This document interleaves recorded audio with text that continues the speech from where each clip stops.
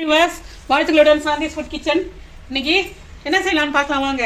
இன்னைக்கு ஆம்லா ரைஸ், அதாங்க நெல்லிக்காயோட ரைஸ். அது செய்யறதுக்கு நெல்லிக்காயை துருவி வச்சிருக்கோம், சீவி வச்சிருக்கோம், எப்படி வேணா சொல்லலாம். பச்சை மிளகாய், கொத்தமல்லி, கருவேப்பிலை, அதுக்கு சீரகம், கடலைப்பருப்பு முழுசா குட்டி குட்டியா ஷோவா இருக்கிறதுக்கு, கடுகு, உளுத்தரிசி கொஞ்சம், அது வாயில கிடைக்கும் போது நல்லா இருக்கும், அதனால உளுத்தரிசி கொஞ்சம் எல்லாத்தையும் சேர்த்துக்கலாங்க.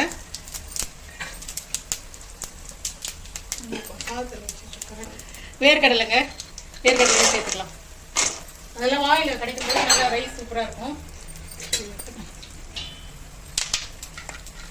பெருங்காயம் பாருங்க, பெருங்காயம் சேர்த்துக்கலாம். என்கிட்ட கல் பெருங்காயம், கட்டி பெருங்காயம் அது பவுடர் பண்ணி சேர்த்துருக்கேன். கூட இஞ்சி இருக்குன்னு வச்ச ஞாபகம் இருக்குது, தேடி தேடி தேடலாம் கிடைக்கல.